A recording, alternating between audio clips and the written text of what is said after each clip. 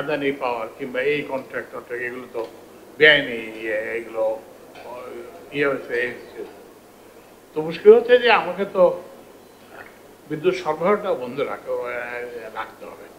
আমি যদি আজকে করি এক্স এর কন্ট্রাক্টটা শেষ করে দিই, ধরেন আমি যদি এক্স এর কন্ট্রাক্ট শেষ করি, তার যদি 1200 মেগাওয়াট থাকে, তখন তো 1200 মেগাওয়াটের একটা সংস্থান করতে হবে, নাহলে কি হবে?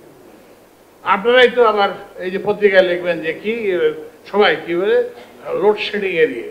তো আমি দেখলাম যে সর্বোচ্চ লোডশেডিং হয়েছে এখন পর্যন্ত, এটা অল্প সময়ের জন্য। এই যে এটা আমার হচ্ছে 24 তারিখ, 24শে এপ্রিল। আমাদের উৎপাদন ছিল 16,365 মেগাওয়াট, তার মধ্যে লোডশেডিং হচ্ছে 139 মেগাওয়াট। তো এখন সবাই বলছে যে লোডশেডিং এ ভয়াবহ অবস্থা হয়ে গেছে। তো একটু করবেন যে মানে মানে বাংলা তো আমাদের মাতৃভাষা, এবং আমরা খুব ফ্লাওয়ারি বলতে পছন্দ করি, পত্রিকার পাঠক হয়তো পছন্দ করবে যে।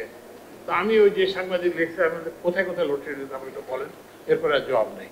ভয়াবহ লোডশেডিং দেশে। কিন্তু যখন বললাম যে হ্যাঁ বলেন কোথায় কোথায় হয়েছে, কি আমি একটু দেখি।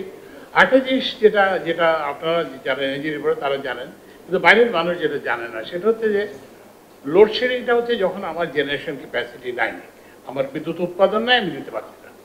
কিন্তু এছাড়াও এক জায়গায় একটা ট্রান্সফরমার চলে যেতে পারে, এক জায়গায় একটা ফিউজ উড়ে যেতে পারে, একটা নানান কিছু হতে পারে। এবং আমাকে প্রায় আসে, আমি দেখলাম যে কিছুই না, এটা একটা ট্রান্সফরমার উড়ে গেছে। তো এইটার তো একটা রিপেয়ার করতে একটা সময় লাগবে, তো এটা তো না, বুঝছেন না। আর বলে যে বিদেশে হয় না, বিদেশে তো অনেক রিটার্নডেন্সি থাকে, আমাদের তো সেই রিটার্নডেন্সি না। ওই ট্রান্সপোর্টটা একটাই ট্রান্সফারে, ওটা বন্ধ হয়ে গেলে ওটাকে আবার চালু না করা পর্যন্ত না। তো ওই জন্য আমি আপনাদেরকে একটু সহানুভূতিশীল হতে বলবো যে আমাদের বিদ্যুতেরা সবই খারাপ, কিন্তু এরা কিন্তু চেষ্টা করতেছে। কোনো এখনো তো চেষ্টার অভাবে বিদ্যুতের এদেরকে আমি প্রতিদিনে গেলে আমাকে যেতে চায় না, বলে পোকা দেয়, সার পোকা দেয়, ওর দুজনে কেউ আসতে চায় না, ডাকলে অনেকক্ষণ দেরি করে আসে, গেলে একটা পোকা দেয়। বাট এর একটা খুব একটা ভালো কাজ। আজকে সবার সামনে বলি, সেটা হচ্ছে যে একটা ভালো কাজ।